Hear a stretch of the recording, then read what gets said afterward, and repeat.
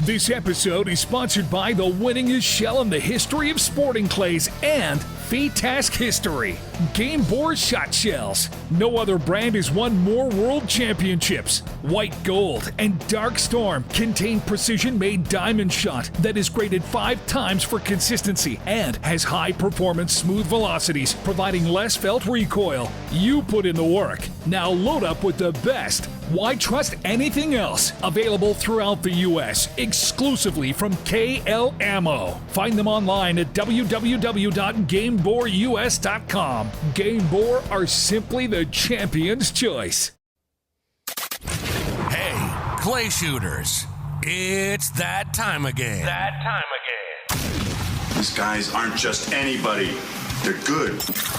It's time for the Dead Pair Podcast with Jason Rambo. Does your brain hear what your mouth is saying? And Sean Alley. He's large and in charge.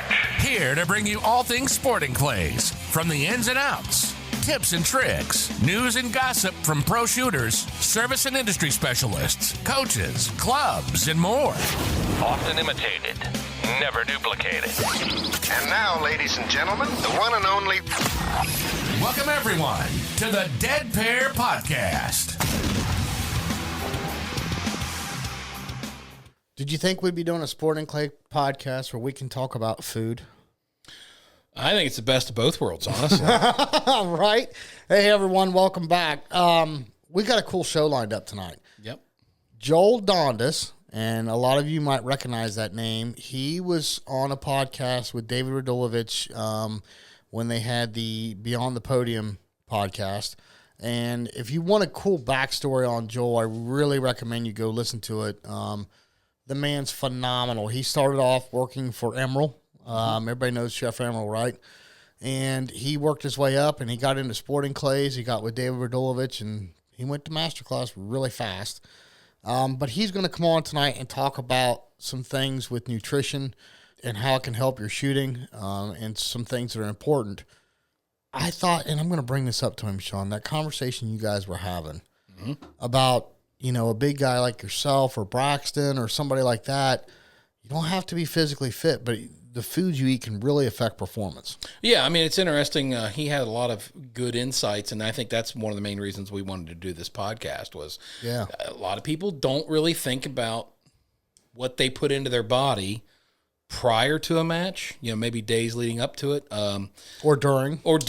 Yeah, because, you know, that's important as well, and I'm sure that, you know, might be able to improve your scores a little bit if you eat right and if you take care of yourself. So, well, you know, we're fresh off the Nationals, and I can tell you that I made that mistake is all the way up to the Nationals. I did a really good job of hydrating and eating the right foods, and then we got there, and it was like I turned my brain off and just ate trash all week long. And, right.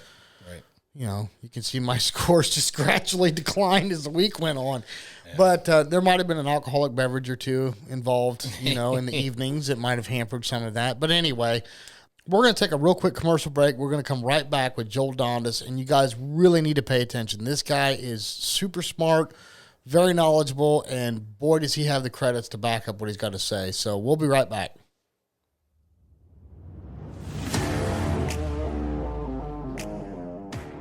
Rhino Chokes and Shooting Sports introduces the Elite GP30 coating in their Gen 1, Gen 2, and its standard finish on their Elite Series chokes. Not to mention lengthening and polishing of forcing cones to significantly reduce recoil, barrel porting to control muzzle rise, plus butt pads and recoil suppression systems to keep you fresher longer. Hey, these guys do it all. Corey, what do you think? Hey guys, this is Corey Cruz, 2019 World Sporting Clays champion. When you're ready to hit clay targets harder, give the guys at Rhino Chokes a call.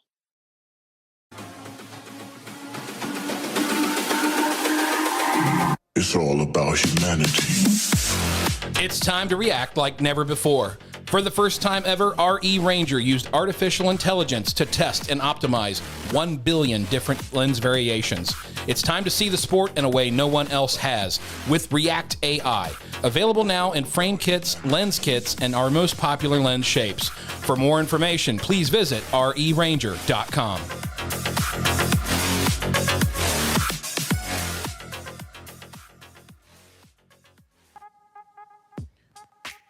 American-made Atlas traps are made right here in Kansas and feature the finest quality, innovation, and support in the business. Atlas traps are made using aircraft-quality aluminum and stainless steel to ensure your traps will outlast the competition. So whether you're an individual needing a private trap for practice and recreation, or a club needing to outfit your entire facility, family-owned and operated Atlas Traps can suit all your needs. Visit atlastraps.com to see the full line of commercial and recreational traps and accessories. With prices that won't make you see red and quality that won't leave you feeling blue, Atlas has the finest equipment available.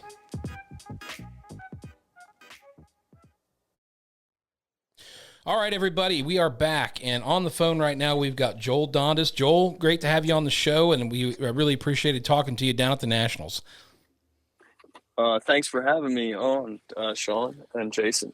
Yeah. This is an exciting conversation. It's something I'm very passionate about. Yeah, I could definitely tell you're passionate about it. I mean, you were almost like, like staring me through, like, no, this is what you got to do, man. This is what you got to do. And I really dig people that are that into what they're about. So I'm gonna. Well, hold on a minute here. Let's back up a second, Sean. Sorry. Okay. All right. I don't mean to interrupt. Joel, I prefaced this in saying that you had done a podcast with David on Beyond the Podium, speaking of how you got started and where you came from. But on the phone, you told me about a situation back in 1993. If you don't mind, that really resonated with me. Can you tell our listeners a little bit about that? Yeah, sure. So I had recently departed from the Emeralds operation in '93, and I went out to start my own catering company. And just one day I got very sick, and sick to the point where I was maybe going to have to be in the hospital for a bit. And I didn't know what was going on. It was pretty dreadful. But come to find out that I had a case of IBS, irritable bowel syndrome.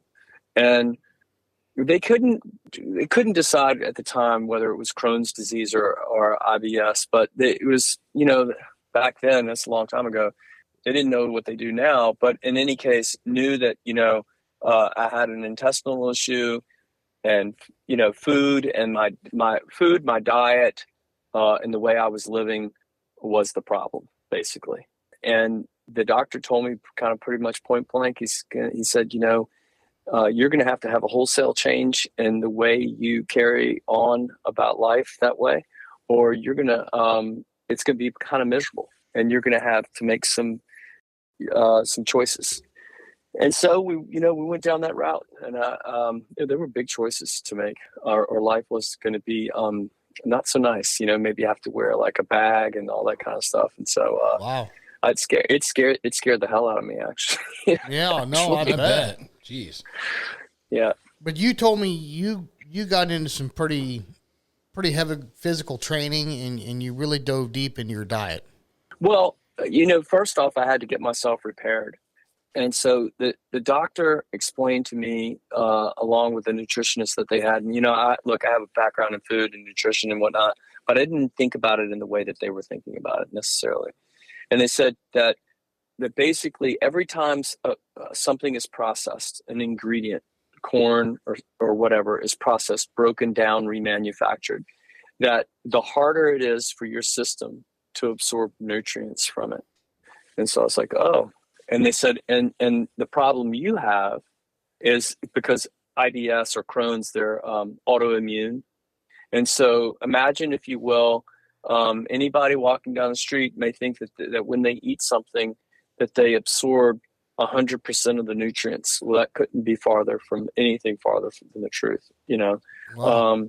And so when you have the compounding problem of those diseases is that your absorption rate of pure ingredients might only be 30 or 40%. So your body's fighting against itself in several different ways and can't quite get the nutrients that it needs to really motor down the road. It'd be like your car, somebody pinching the fuel line on your car, right? Right. And so I ate yogurt and a few other very plain things, but yogurt has so many nutrients. And it's almost a staple in my diet now. But probiotic yogurt, I was eating yogurt, and I ate yogurt for about a year. It took me a little longer than a year to really recuperate my system, which was to kind of reverse the way my intestines would absorb ingredients. Because you basically in your intestines, you have a mucus in there, and it breaks down food, and it enables your system to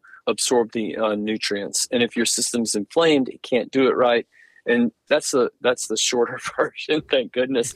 But, really at the top of the chain, it's pretty critical that your inner system is functioning well so that you can absorb the best of the nutrients that you're putting in your body. Gotcha. Is the way I look at it. Well, and speaking, I guess, more focused on a shooter standpoint. I mean, I'll be the first to admit, most of the shooters I know, and I know there's some out there that do, but most of them don't really take a lot of thought when it comes to prepping for a tournament, what they're eating the morning of a tournament, what they're eating, or if they're not eating during a tournament, and then, do you need to do something special after a tournament? So, I mean, I know that you can probably go pretty far down the rabbit hole with this, but, let's start at the beginning if we can. I mean, most guys get up and have a cup of coffee, and they go out and say, I'm going to do my best, and that's probably all the further the thought goes. But I guess we could probably spend a little more time and maybe take a little more care of ourselves and maybe do better because of it, right? If we give our brains and body the right fuel. Yes, sure. So, a couple of things that spoke to me, or that were informing me as I became interested in sporting clays, or in, at least, wanting to compete. So after I got myself back in order from being so out of shape and having the food problems and everything, and I was overweight way back in the day and whatnot, and so I started a pretty serious workout regime that led into to competing in endurance sports like triathlons and 300-mile bike race, 100 miles a day, and I guess long story short is that the 300-mile bike race, that was maybe of the most interesting, because if you were to train for a 3-mile race, 5-mile race, a marathon or whatever, and you trained properly, you're going to, let's call it, get through the race, not worry about winning, but let's call it through getting your body and physically you finished across the line. Right. And then you're going to recover. And that psychologically, etc. Well, when you end up doing it for multiple days, like a tournament, right? At nationals, some of us competed for 4 or 5 or 6 or more days, right? Right. And so when you're going to do that 100-mile ride 3 days in a row, and you need to finish well, that was one of the most eye-opening experiences related to, I found out when I had IBS, related to how my body would function or need to function and what I needed to do, basically. And it boiled it down to the purest form of, I could really sense that what I was eating, I could feel the absorption rate. I could feel the absorption rate of fluid. I knew that, on a 5, let's say about 100 miles took anywhere from 5 to 6 hours, depending on the vertical climb, then I knew how much liquid I needed. I needed 32 ounces, a minimum of 32 ounces of water an hour. And I needed like 400 to 500 calories an hour. I knew what kind of exertion I could put out. And because let's face it, at that point, your body is really like a car. And unless it has the right gas in the gas tank, like, let's think about it. What if you put 87 octane in a car that needs 93? Have you ever done that, by the way? Yes. Yes. And what happens? The car sputters, right? Right. It doesn't run to its optimum configuration, basically. Yeah. So when your body is that engine and that motor and whatnot, and it's not fueled properly, literally it shuts down. You're no longer able to process lactic acid thrown off by muscles. You're just really, it just stops, But if you fuel it properly, you'd be surprised. You can keep going and going. Like, I think we could, a fourth day of 100 was not necessarily a problem. It's more about how you do it, right?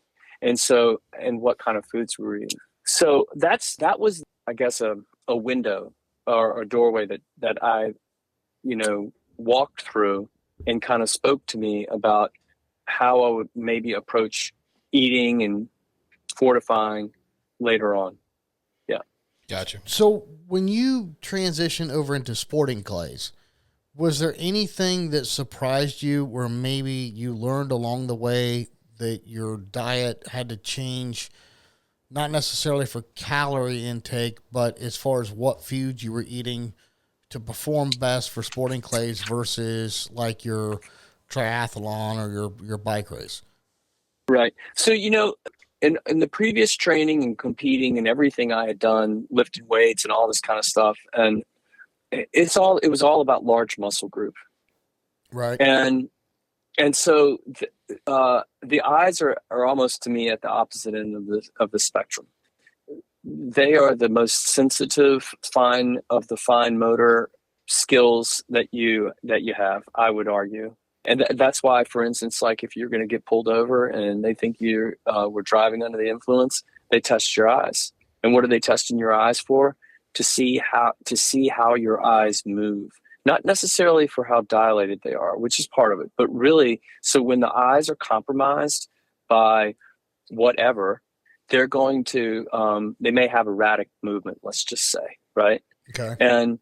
And so I guess if I was to kind of go down the list of what either impacts positively or negatively, I would tell you that the number one worst thing you could possibly do is consume alcohol. Its cascading effect is horrible for you. And because it impairs the sleep cycle, which we could get into if you want to talk about that in a little bit. But it impairs that to a point where you're already starting off, in a negative position. And then it also, how would you say, as a narcotic, its lasting effects into the next day just decrease the ability of your true acuity, if you will. Yeah. Right. Right. So the things I think that are most important to the eyes, eating clean, if you will. So clean to me are proteins that are not heavy or necessarily, and then vegetables. Beans are really good for you, and let's not say necessarily long burning carbohydrates is what they can be known as, right?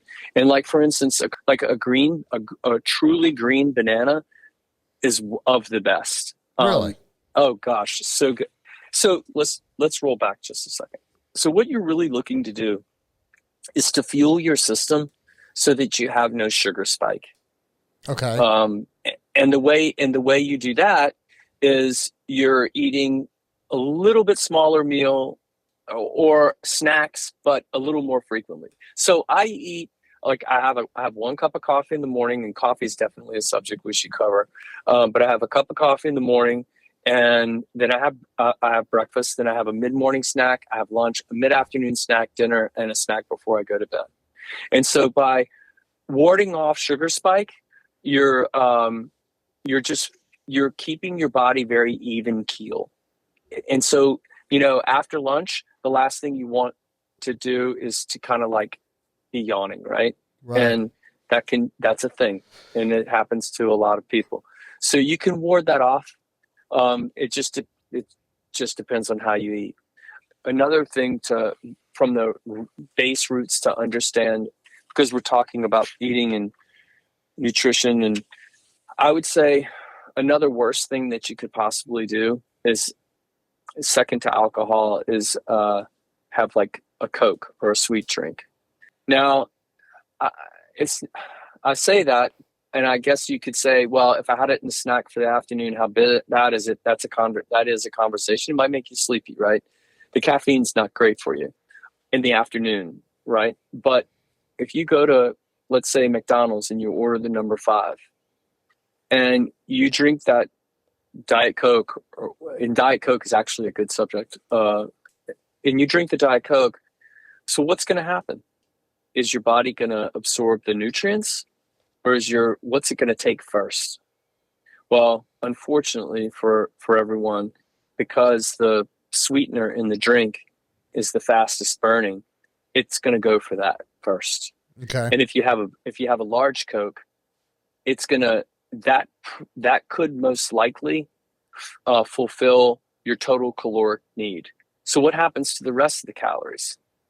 Well, they get dumped as fat. And that's how the system works. So when you ingest, your body uses breaks down what it needs, and it stores the rest as fat. The problem, the kind of the deeper problem in related to those kinds of foods and sweet drinks is that processed foods, for the most part, again, it's those nutrients are further down the chain, harder to break down, harder for your system to get the nutrients, the real nutrients. Like, it's not like if you ate grilled chicken, like a sauteed chicken or chicken breast or fresh vegetables or broccoli or something like that. I call that 1-to-1 relationship because it's natural, right? The other extenuating circumstance of sweet drinks where people say, oh, well, it's Diet Coke. Well, most don't know that any sweetener other than sugar, and especially dietary sweetener, is broken down by the liver, and it creates fatty liver. And so really obesity in America which is a problem to an extent, that's kind of like a shovel in the mouth of that situation, if you will. If you can if you're visual, I know it's probably not the prettiest thing we're saying, but look, it's the truth. It's the facts, and the facts are the facts.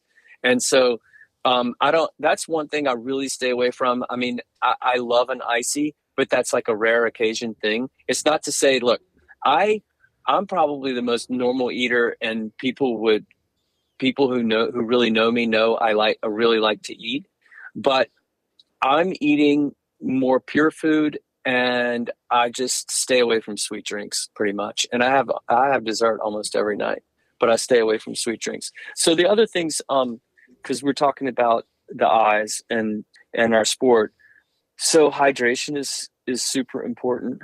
I get up and I have a 16-ounce glass of water. I down that before I have a cup of coffee. I probably have close to a gallon, if not more, of water every day. Wow. Yeah. That's a lot for people that don't know you. I mean, you're a little smaller in stature, and for you to drink a gallon of water, that's a lot. Yeah. I'm drinking a lot of water. And I found, interestingly enough, it blows my mind a little bit that even though I'll consume quite a bit of water, I still find it's hard to hydrate at my age. And whereas when I was, previously training and had a race or whatever, I really didn't have too much trouble with hydration back then. It's gotten harder as I've gotten older. And, I found actually at nationals, it was pretty dry. I'll look at it on the weather. We had like 20% humidity or something like that, 15%. It was pretty dry out there. It was, right? It was. Yeah. It was, right? And so your eyes are the first thing to go when hydration is low. And look, if you went out the night before and you ate pizza, eat worse. I love pizza. Like, it's one of my favorite foods, but I kind of stay away from it when it's tournament time, because high foods with like a high sodium content, overnight they dry you out. And so in the biking and in sports world, I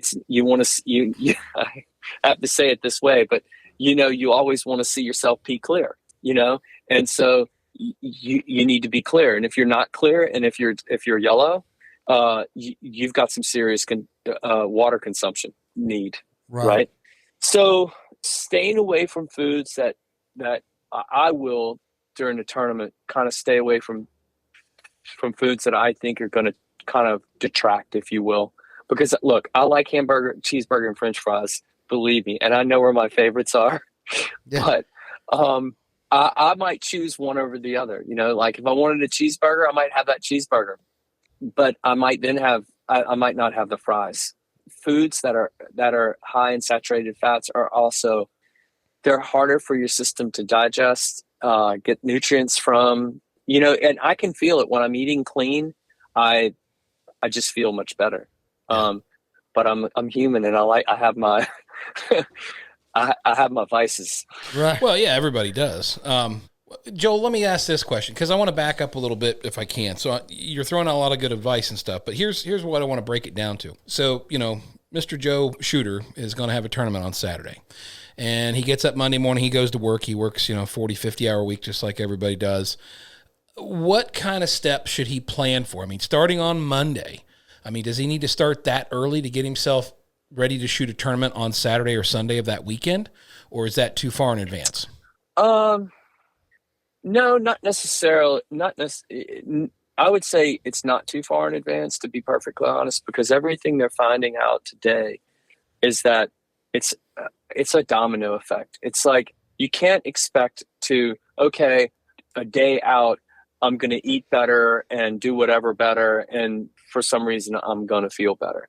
I wear a device that kind of helps me really understand what my recovery rate is, and I can see, so I don't want to say that I'm doing it all the time, but I'm paying particular attention to it before a tournament.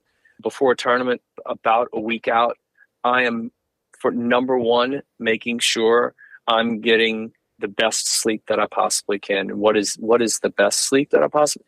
First, it's consistent. Like I'm going to bed and waking up at about the same time. And sleep is maybe a little bit of a separate subject. And if we have time, we go to it. But I would say maybe it ticks the list at the top next to, maybe it's equal to food, So first for me, it's sleep. And it's also kind of, being consistent in my diet and getting my system to a level of consistency, if you will, right? What I've also found is that, I guess, let's say Nationals was a very good example. I arrived at Nationals in the green zone. That means well recovered. And I dipped down, I think the next day after the windy day and fit task and whatnot, I dipped it down. And so what I noticed that I needed to do was actually get more sleep. And so I increased my sleep for 3 days over the course of the tournament, and managed it. I felt like I had managed it really well. Like I got into the red on one day. Let me take a look here. Oh, it was on Thursday. Okay, on Thursday. But for Friday, I was back into green, and then Saturday I was 68% and then 62%. Those are very good numbers. And when you're taking into consideration competition, if competition is going to be the thing that's going to start to drag you down, then you need to, what I'm trying to say, I guess, is that what you need to do is, increase the good, if you will. So I was increasing my sleep. I was using nasal moisturizer, because your sinuses, if you think that, if you felt stopped up out there, it wasn't that you had an allergy. It was that you were too dry. You were, and your eyes and your sinus cavities are going to suck moisture from your system, and they're right next to your eyes. They're so integrated, Right. if you will. So I was using a nasal moisturizer, and in fact, I think it was, I want to say it was Saturday, because it was really dry on Saturday, and we shot in the afternoon. I used it. I had it with me, and I was using it in the morning before I competed and while I was competing, and I could tell it was hard that day to stay hydrated. Actually, I know what day you're talking about. I had the same problem. But you wouldn't think, oh, wait a second, I need to use a nasal moisturizer because that's going to be, it's part and parcel to how the eyes are going to perform too. So you want, and I wear a glass contact that's kind of like suctioned to my eyes. And I know when I'm rightly hydrated, I can feel it. When I'm not, likewise. Right. Did I answer your question? Yeah, again, I was just trying to do an outline, like if somebody wanted to kind of try this before their next tournament? How many days in advance do you really need to be aware of what you're putting in your body? Oh, I really, I would say, let's put it this way. If you have a certain lifestyle of eating and whatever, and you make a wholesale change, you're going to feel it. And then to me, you then have a base, if you will. Right. Okay. And so I know my base, and I know what's on the other side too. I know what happens if I eat certain things, because I can go the spectrum, if you will. Right.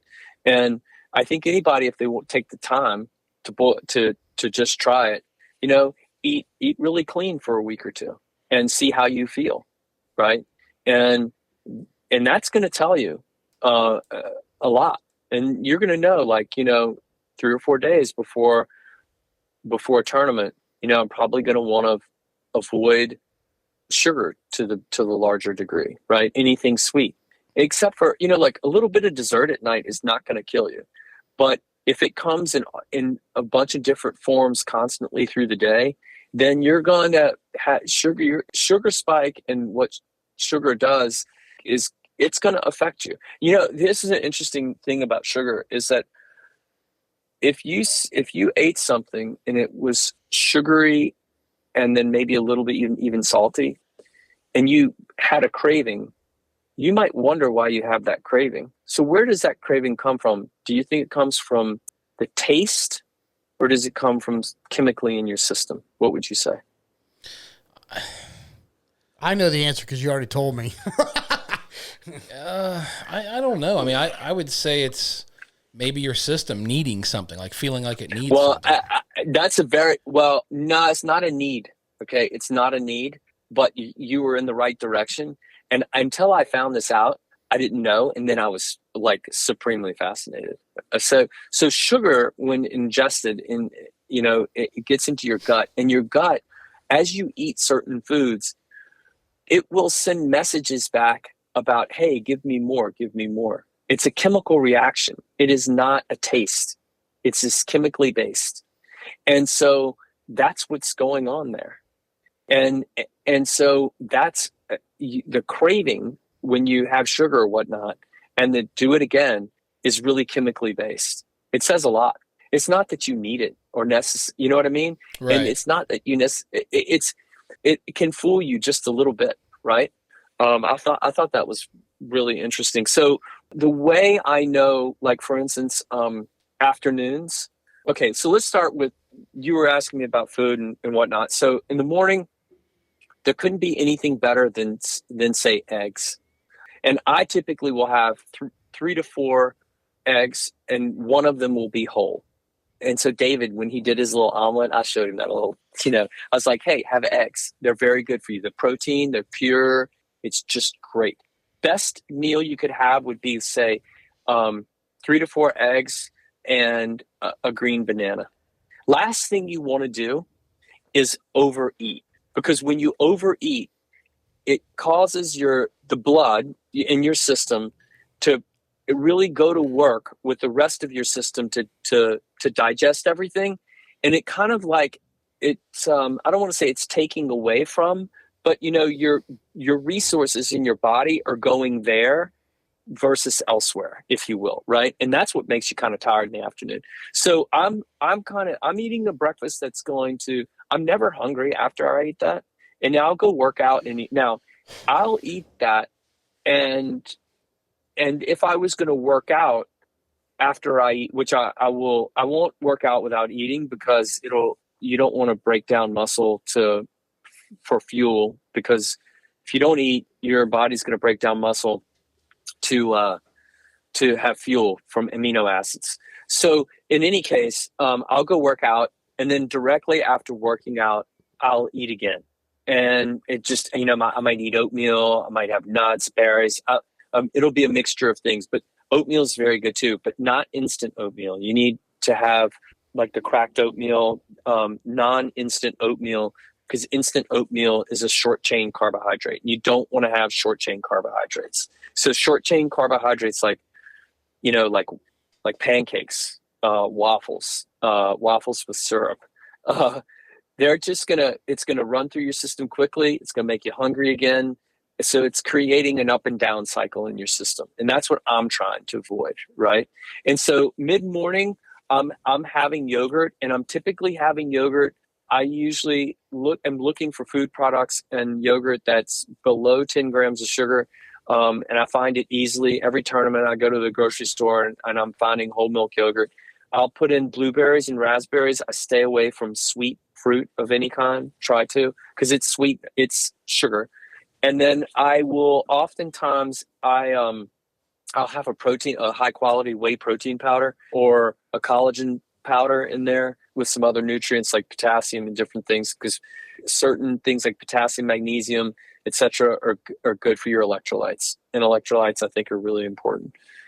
Then I'll have lunch, and lunch will be on that clean, try to make it as clean as possible. I'll eat a lot of sushi, and I'll have vegetables.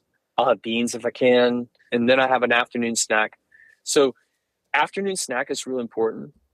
And afternoon snack needs to consist of protein and a little bit of chocolate.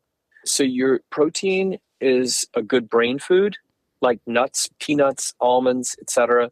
And then a little bit of very high cocoa content chocolate, because it's got just a slight bit of caffeine that's good to kind of as just a minor stimulant for the brain. My nutritionist back at the time gave me that idea, and the person is a coach to a bunch of professional athletes. Nice. So I wanted to ask, Joel, you and Sean were having a conversation at Nationals about, a big guy like Sean or even Braxton Oliver, they may not be in optimal physical condition, but they can still eat proper foods for the best performance. And you've elaborated on that in the sense of for training, but for a guy like Sean that has, he's got a bum ankle that it's hard for him to get, good exercise in like you do. He can't go running. He can't go even ride a bike really without being in pain. So that being said, I know I've heard the term green leafy vegetables a lot are great for the eyes. Is there optimum foods for race day or game day, if you will, that a person can eat to really help them spike the levels of the nutrients for their eyes? Or is this more like it's got to be a lifestyle change? Gosh, you said that well. I don't view what I eat as a diet, by the way. I view it as a lifestyle. And I really will kind of eat what I want. But if you go back to what you were asking, like for instance, broccoli is a super example of what you're looking for. It's called a wet carbohydrate. So okay. It's a long burning fuel, if you will. Gotcha. So broccoli is really good. Leafy vegetables, a salad doesn't really have much caloric value, if you will. Mm-hmm. Tomatoes are great. Avocado is very, very good for you. So the other thing I would say is what I mentioned earlier in the relationship to proteins and just solid vegetables like zucchini and broccoli. Sweet potatoes are very good for you versus white potatoes. And then yogurt and berries and beans. You kind of want to stay, you really want to stay away from refined carbohydrates to be perfectly correct about it. They used to think in endurance sports that it was good to go eat pasta and all that kind of stuff. They found out that that's not the case. They found out that the best thing for endurance sports is a combination of long burning carbohydrates and fats. We're not in an endurance sport though, right? Right. But we are in an endurance competition that is, like the game of chess, for instance, is of the most taxing sports out there mentally, right? And they have some crazy rates of what they say it burns calorically. But if you think about shooting, or if you're shooting all day, is it any different? Right. If you're shooting for 4 or 5 or 6 hours, it's not. And actually, I've just been fast. I mean, like I love the sport. But what I've learned from venturing into the sport about how, competing can, for several hours, for those types of hours in a day, day upon end, can affect you. Because if you're running or biking, I guess there's some mental side to it, but it's really more of a large muscle group endurance type thing, Right. Unless you're some kind of fanatic. I mean, so I never really had to worry about the clarity of my eyes per se. Right. So this is like turning everything upside down, if you will. So, I can see how one day of shooting, and let's say you had a really tough day on Wednesday and you didn't, because of the wind, and you didn't quite shoot the way you wanted. Well, that mental taxation, it takes a toll. And so I'll be aware of that, and I'll be like, okay, rough day. I'm going to have to actually, I'm going to have to go to sleep a little bit sooner. I'm going to need to hydrate really well. If I wake up during the night, I'm going to be very patient. When I say wake up, that I don't mean there's awake and then there's light sleep. And if I become lightly aware, I'm just going to be real patient, and I'm going to lay still and breathe and go back to sleep. And I'm not going to wake up. I'm not going to get up. I will fight that to the bitter end. That will not win. Right. I will win on that. And I've had to learn that that's what it takes. It's hard. Yeah. In aging men, it's not easy. That whole sleep thing is difficult. Oh yeah. If you will. Very. It's very very difficult. So, you know what? There's one thing people could do, I guess, if they wanted to. There's an app that's out there that was approved by the American Medical Association. It's I think it's the first time a non-medical pathway to a cure was approved by the American Medical Association. I hope I'm not getting this wrong, but that's what I understood. It's called the FODMAP, FODMAP. And it was created by Monash University. I believe that it's in Australia or whatever. But it's really centered around people who have IBS and Crohn's and celiac. But the interesting thing about it, and I've followed it before because I've made some food products I helped some people make some food products that were FODMAP safe. And basically it breaks down for you how broccoli or tomatoes or bread or milk or any ingredient is going to break down in your system. And it might sound complicated, but it's really not. It basically says it gives you red light, yellow light, green light. And so anything with a red light means that if you have any compromised system per se, then you may need to be very careful in how much you eat of that. Anything with a green light is an easily digestible food item that will kind of err to that I guess maybe the question that you asked, it will err to, hey, I have a hard time eating healthy. What should I eat? It's in the FODMAP. It's funny you bring that up because the Noom diet that I was doing for the longest time, actually a lot of their basis is from the FODMAP. So, oh, wow. Yeah, it's actually. That's coming a long way.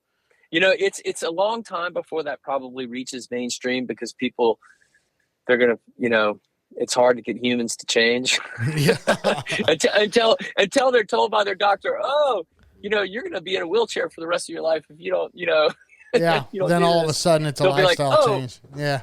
Yeah. Then they wake up for sure. You hit on it a couple times in this conversation, and we all know, or at least we should know, how important hydration is.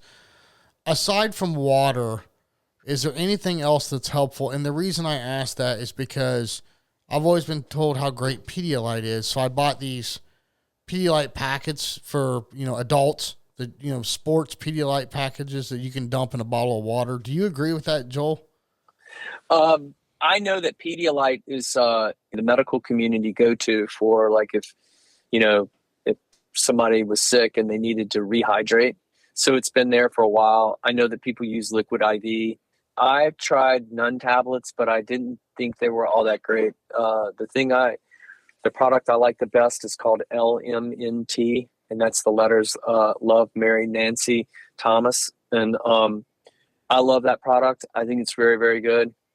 I won't use it every day, I don't think it's meant for that, but I'll use it if I think I need it. And I mean, I can tell you, like, if I go running in the summer and I want to train after I run, running, because of the way it taxes your system and heats up your blood and everything, it actually puts a strain on your system. And so and that sweating, you know, you live in New Orleans, it really depletes your system. So I definitely use it then. And it's a noticeable difference.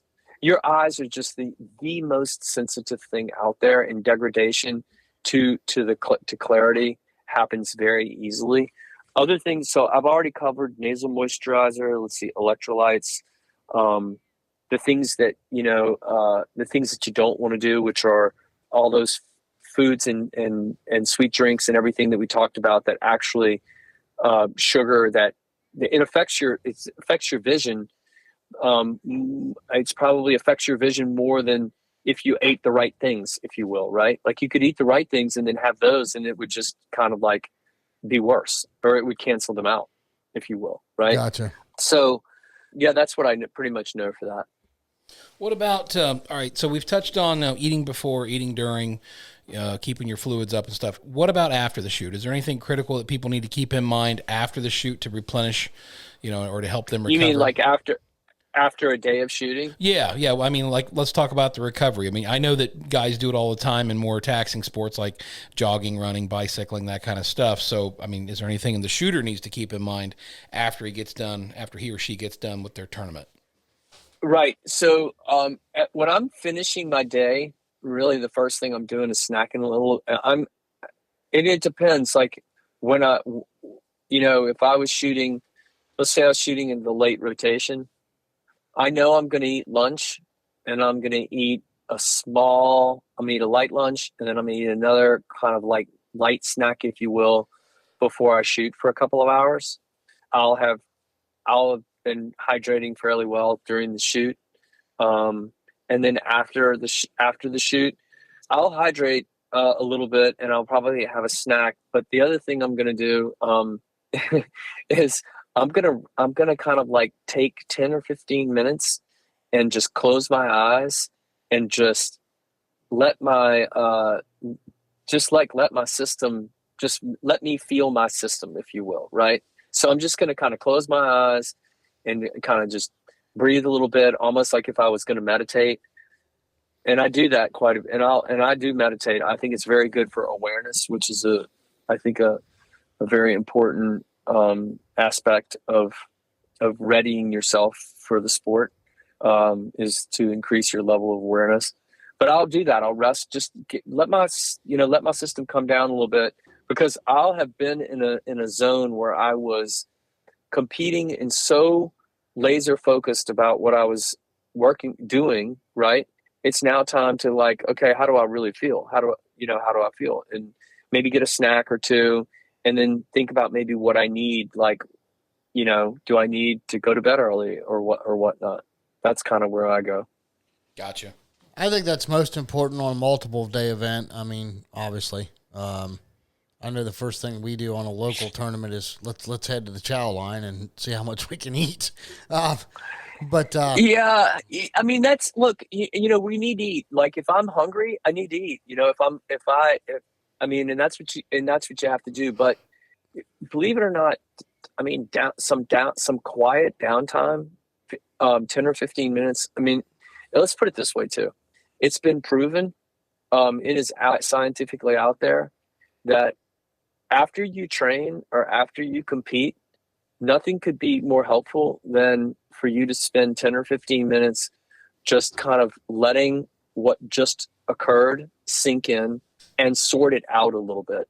And the sorting it out, by the way, is probably of the most important things, because then when you move on through your evening, it's important to me to be able to kind of, like, especially if I had a tough day, to sort it all out and kind of like putting the books back on the bookshelf, get everything in order in my mind, and then I can move on. Because if not, it's going to affect how you sleep.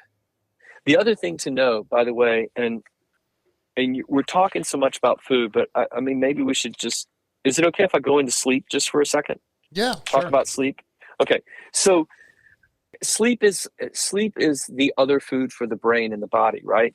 And so as I was delving in, as I was kind of getting into the sleep business, and you were talking about how can you best recuperate after you shoot, if you will, whether it's training or competing. So it's proven that kind of taking 10 to 20 minutes and working through whatever training exercise it was or the competition, and kind of going through it and sorting it out and recognizing what you did well and recognizing what you might want to improve upon later after, right? So what that does for your system is it puts it in a good logical order. And it's so important because the way our sleep cycle works is it feeds off of that. And so, for instance, when you first go to bed at night, your first sleep cycle is going to be slow wave sleep. And slow wave sleep is considered deep sleep. And that's the type of sleep, that is the sleep zone that records everything skill-based. It's so skill-based, it releases growth hormone, and it works in muscle recovery, right? And we have anywhere from 3 to 5 sleep cycles in a night. 4 to 5 is very healthy. 4 to 5 sleep cycles, and they rotate from awake, but you're not really awake, but you do, and I can see it on my device. Rotates from, so let's see, awake, slow wave sleep, REM sleep, light sleep, awake, and it just keeps this cycle going. And in slow wave sleep, interestingly enough, if it's skill-based items, like how the skill that when you learned to shoot something or do something or catch a ball, it's not recorded when you did it. It's recorded in sleep at night. And actually your brain plays it backwards and then plays it forwards. REM sleep is emotion-based sleep. And light sleep is just light sleep. Okay. So if that should be a huge window into how important kind of like getting your mental order is, and getting your mental state in order, how important it is, right? Right. And then how important sleep is.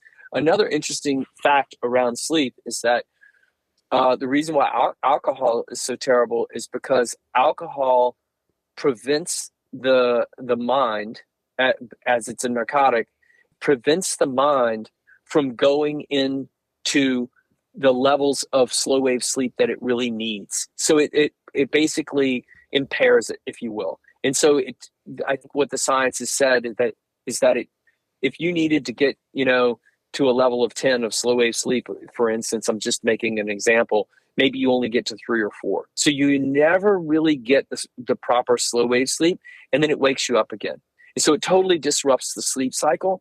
And so it's not until 24 hours later is your system actually able to begin real recovery for you to be recovered on the third day, right? The third day. That's alcohol for you. Huh. Wow. Interesting. Look, shooting is what led me to really discover this, because when I got into shooting and I started to think about, the eyes are the most important thing in shooting, because, you got to see it to shoot it. And then I just spent, I don't know, I've researched for a very long time about how the eyes work in relation to the brain. And then that led from one thing to the next, that then led to sleep and and already had a good understanding of food. And when you put it all together, it became pretty impactful. Yeah. Gotcha. It's all the pieces of the puzzle, right? It's yeah. Well, Joel, if anybody wants to dive a little deeper in any of this, would you be willing to help a person out? Yeah, sure. What's the best way they can get a hold of you? I guess just to text me. That's the best way. Right.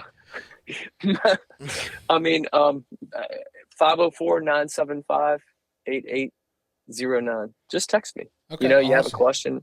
If I don't know, I'll tell you where where I read something or where I learned it, or, everything I've shared today is what I've learned, from having spent countless hours of trying to figure out the tail that wags the dog, Well, it's important. I mean, like I said, we oftentimes wonder why one tournament we shoot really well, the next one we don't. I mean, I'm sure there's a myriad of factors involved there, but I mean, that could involve a whole bunch of other things. But if anything comes to mind, awareness is the one word that probably sits at the very, very, very, very top.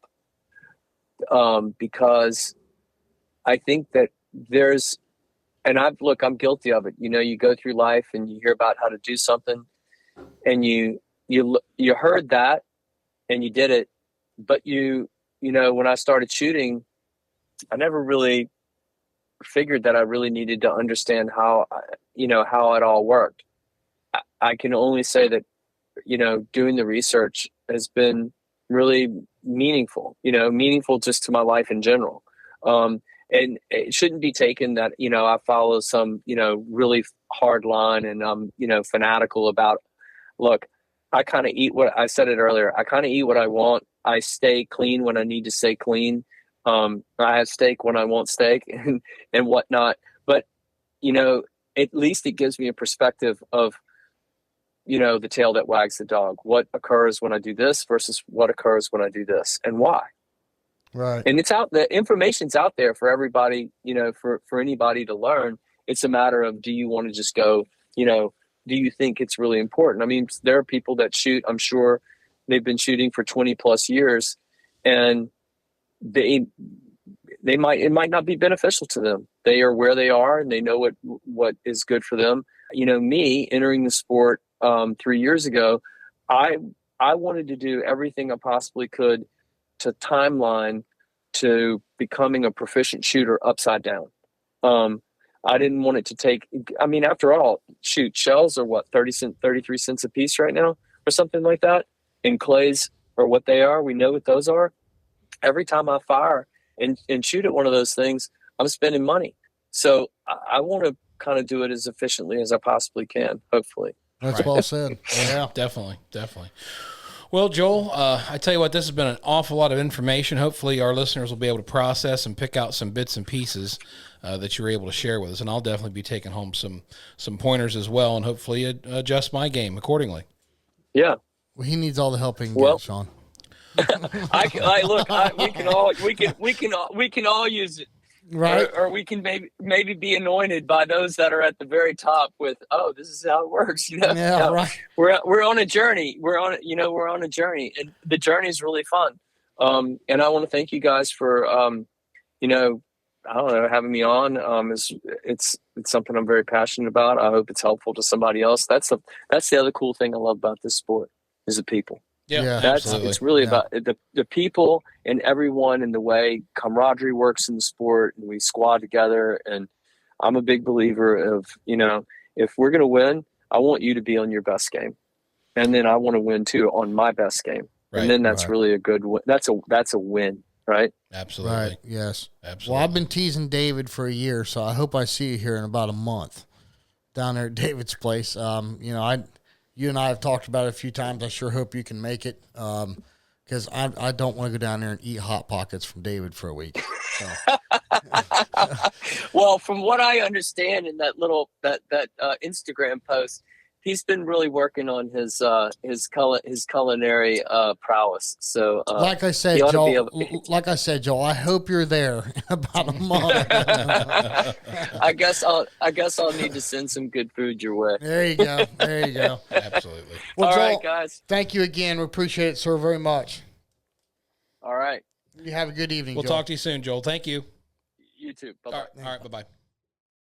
Well, a lot of information. I mean, hopefully our listeners can kind of discern the little factoids and stuff in there to apply to their shooting. I mean, well, I think it goes back to what he said. There's just so much information about this. Yeah. I mean, it's just not something you can really direct somebody in a 45 minutes to an hour podcast. I mean, yeah. And I mean, let's just break it down in the simplest of forms. Okay. The day before your shoot, I mean, if that's all you can commit to it, don't eat the big large pizza the night before. Don't drink a 6-pack of beer the night before, because that's probably not going to be in your best interest. And you're probably going to your performance is going to suffer a little bit because of that. And I guess I really never put that much credit into that, but I guess I can see it. I can definitely see it. And I think the best statement he made that puts everything in perspective is, you put cheap gas in your car, it's going to run like it's got cheap gas in it. Yeah. You put the premium in your car, it's going to run like it's got premium in it. And absolutely, if you want a good, consistent performance, you got to put the right fuel in. Yep. And I'm sure all these top shooters, they already know this already. And they're probably already doing it. But for the rest of us that are 9 to 5 guys, and then we're weekend warriors, we go out there and do this as we can.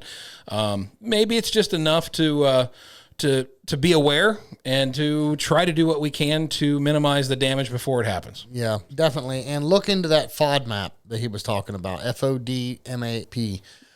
I know I'm going to look into it. Yeah.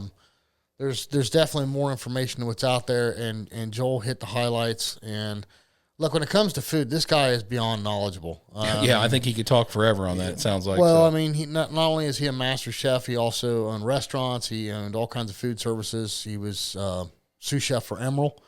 I hope I'm saying that right, sous chef. Emerald Lagasse. So yeah. So he's been around the block, no doubt. He knows what he's talking about for sure. In the meantime, let's get somebody out there. Let's take them shooting. Yeah. And take them to a tournament. Very big thank you to Negrini. Remember, if you go to Negrini's website, use the code DEADPAIR at checkout. All one word, DEADPAIR, DEADPAIR. You're going to save 10% off your order. Plus, you're going to save free shipping on orders over $300. And you need to check out these new RE Ranger React lenses. I'm telling you, they're game changers. We talked to several people at the Nationals that are trying them and love them above and beyond their other high-dollar brands that they were using. So they do come with a price tag, but you can save money again. Dead Parrot checkout, all one word. And these, by the way, folks, both of these places, the discount codes work even if you call in an order. Game Bore, the guys at KO Ammo, GameBoreUS.com, Atlas Traps, Bear Pelt, Rhino Chokes. These people really stepped up. They helped us out. And by the time you hear this, we're going to have that video put together from Rhino Chokes. Sean, you shot your gun at the patterning board at Nationals before porting. Yes. And I filmed it. Then we filmed the whole entire porting process. Now, I've cut this video down, okay? It's about a 35-minute process. Cut the video down, and it's the whole entire video is probably somewhere 6-7 minutes. And then we filmed Sean shooting the gun afterwards with the porting, and you can visibly see the difference in the muzzle rise. Yeah. I mean, for those that are on the fence, and I know that there's been a lot of discussions on the social media platforms about whether or not porting is valid, I can certainly say that at least for me, I think it is, especially if you're shooting hotter loads or larger loads like ounce and an eighth, 1,300 feet per second, 1,300 feet per second, that kind of thing. I think you're going to see the difference more evident in those types of shells versus a lighter load, but it's definitely an interesting concept, and I don't regret it one bit. Yeah. Yep. And in fact, the last day, we came up short on some ammo. Yep. And you borrowed some ounce and an eighth whammy shells. Yeah, nothing that I would normally shoot, and honestly, it was no big deal. I ran those through my gun. They were ounce and an eighth 1250s, I think they were, and 1300s. Or 1300s, yeah. And I mean, it really wasn't any kind of big deal to shoot those out of the gun. So the porting does its job. I'll just leave it at that. I think the biggest point to drive home about this porting for those that are arguing that it just makes the gun loud and doesn't do anything, there's a huge difference between factory porting and what they're doing at Rhino. Huge difference. And the videos show that. I mean, it's a very unique process. You'll be able to see them work on my barrels, the machine that actually does it, the process that's involved. And, it's cool. I think that if you're on the fence, definitely give the guys at Rhino a call, talk to them a little bit, talk to people that have had it done, and then make your own decision. Yep, for sure. In the meantime, take someone new shooting, take them to a tournament. And Sean? We'll see you here next time on the Dead Pair Podcast.